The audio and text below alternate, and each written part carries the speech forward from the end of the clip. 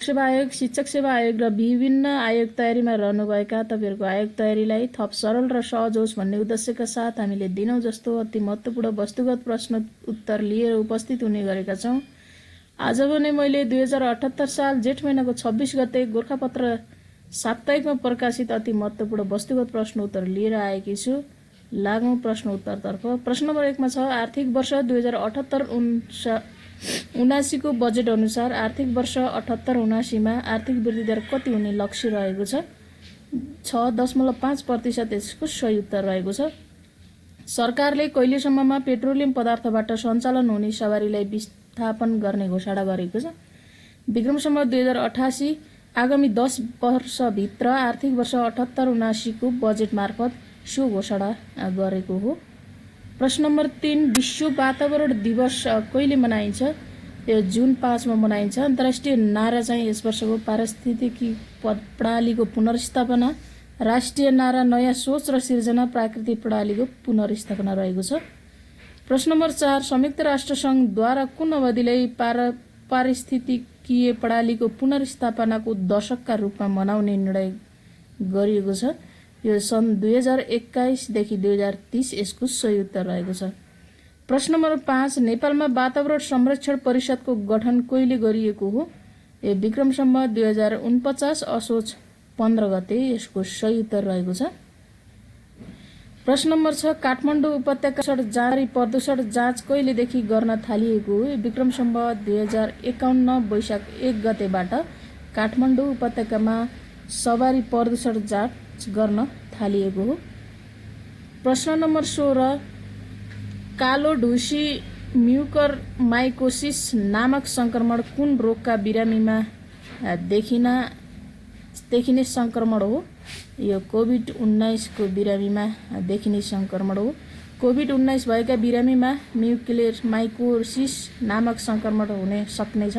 यो संक्रमण विरलै देखिन्छ, तर संक्रमण गम्भीर भए प्राणघातक पनि हुन सक्ने भएकाले समयमा नै यस संक्रमणप्रति सजग हुनुपर्दछ र यसका प्रारम्भिक लक्षण रहेका छन्: अनुहार, मुख, नाक वरिपरि दुख्ने, आँखा रातो हुने, नाकबाट बाक्लो सिगान आउने, ज्वरो आउने, आँखाको ढकने सुन्निने र ढकने झुक्ने, आँखाले धमिलो देख्न थाल्ने यसका प्रारम्भिक लक्षण रहेका छन् भने यसको रोकथामको उपाय रहेको छ सफा र सुक्खा मास्क प्रयोग गर्ने, डिस्पोजेबल मास्कको पुनः प्रयोग नगर्ने, नियमित रूपमा हात धुने वा सेनिटाइजरको प्रयोग गर्ने, घर बाहिर वा फोहोरमा काम गर्नु पर्ने डिस्पोजल पन्जाको प्रयोग गर्ने, धेरै धुलो भएको र ओसिलो ठाउँमा नजाने, नुनिलो पानीले नाक सफा गर्ने, पोभिडोन आयोडिन भएको तरल पदार्थले घाँटी र मुख कुल्ला गर्ने, जथाभावी स्टेरोइड र एन्टिबायोटिक प्रयोग नगर्ने, सुगर भएका बिरामीले सुगर नियन्त्रणमा राख्ने र स्वास्थ्यकर्मीको सल्लाहमा मात्रै औषधि सेवन गर्ने र व्यक्तिगत सरसफाइमा ध्यान दिने जस्ता रोकथामका उपायहरू रहेका छन्। यो कालो ढुसीको रहेको छ साथीहरू। त्यसैगरी साथीहरू प्रश्न नम्बर 7 मा रहेको छ। प्रश्न नम्बर 7 मा रहेको छ, इजरायलको राष्ट्रपतिमा को चयन हुनुभएको छ? यसको सही उत्तर रहेको छ आइज्याक हर्जोग।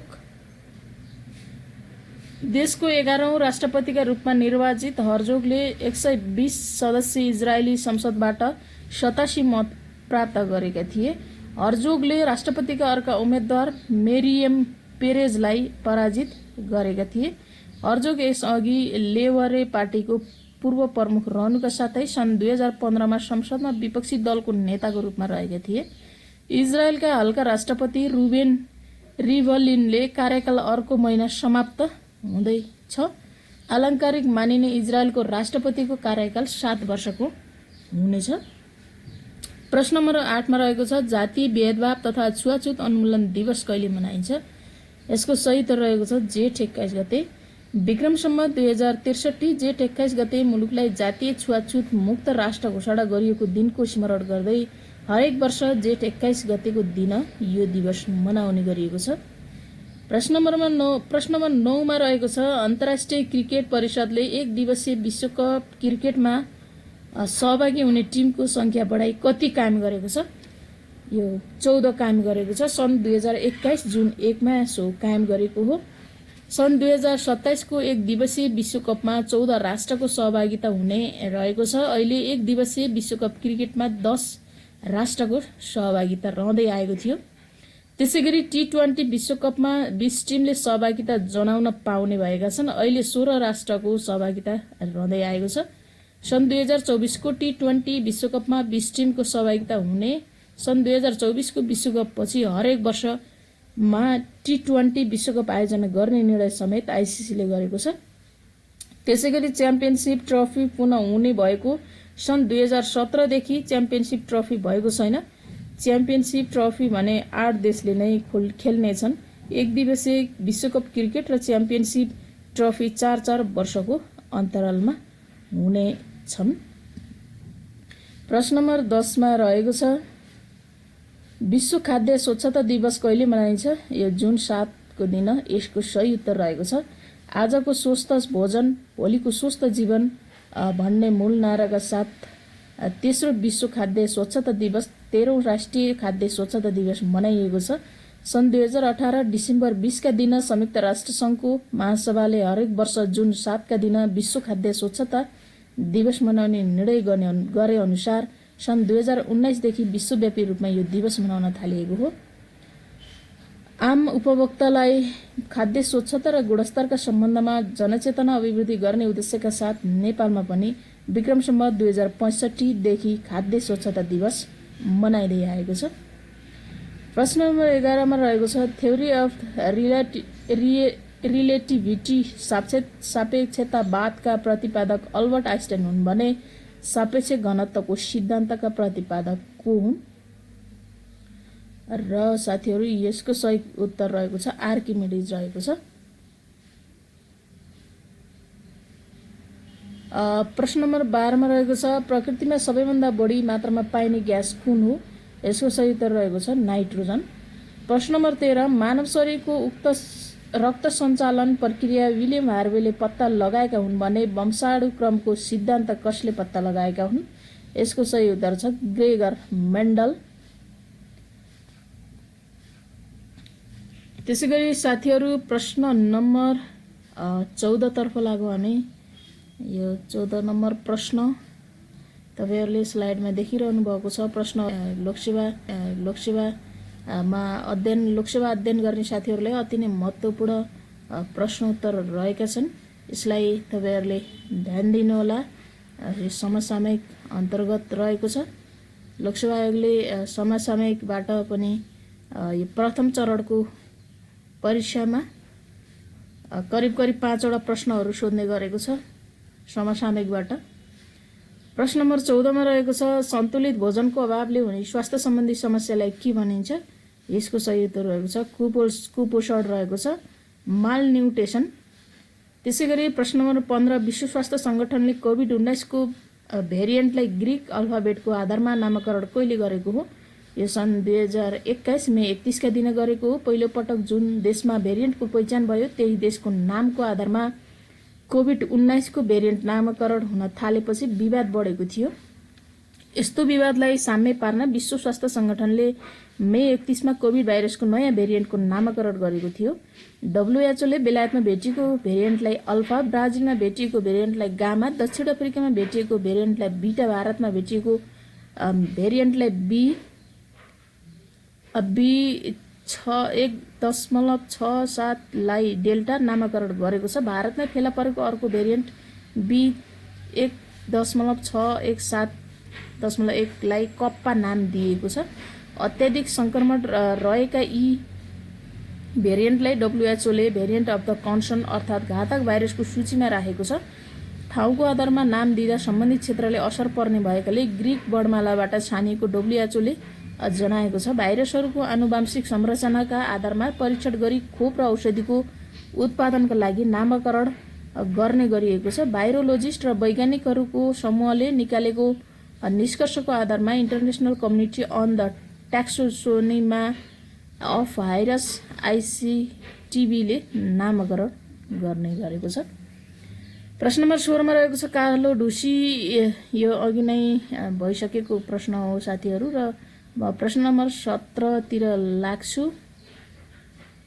प्रश्न नम्बर 17 मा रहेको छ सरकारले कुन अवधिलाई सार्वजनिक शिक्षाको दशकको रूपमा घोषणा गरेको छ? यो विक्रम सम्वत 2076 देखि 85 सम्मको अवधि यसको सही उत्तर रहेको छ।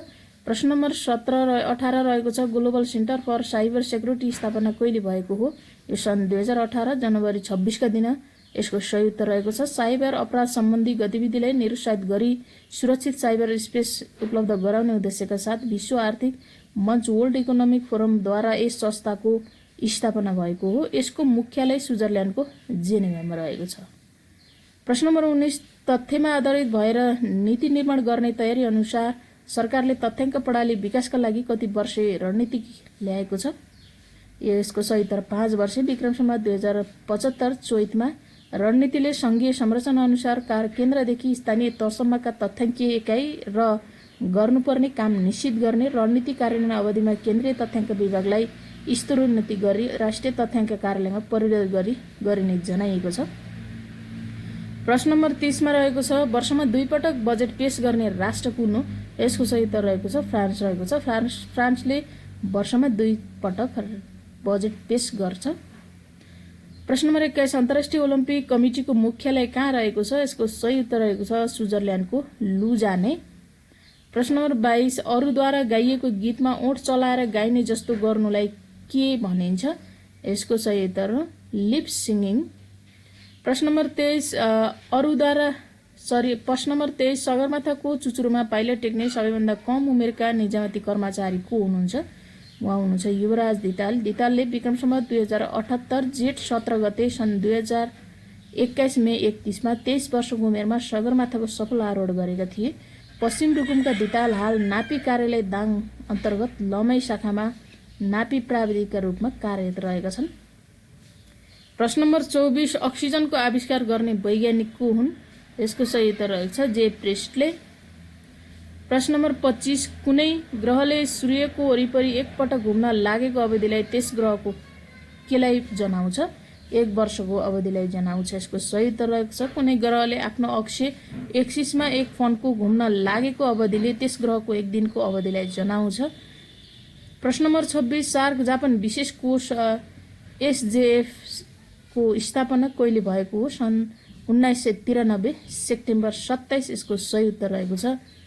प्रश्न नम्बर 27 मा रहेको छ दक्षिण एसियाका लागि युनिसेफको क्षेत्रीय कार्यालय कहाँ रहेको छ? यसको सही उत्तर रहेको छ नेपाल। प्रश्न नम्बर 28 मा रहेको छ युरोपेली आर्थिक समुदाय इइसी लाई कहिलेदेखि युरोपेली सङ्घ EU बनाइएको हो?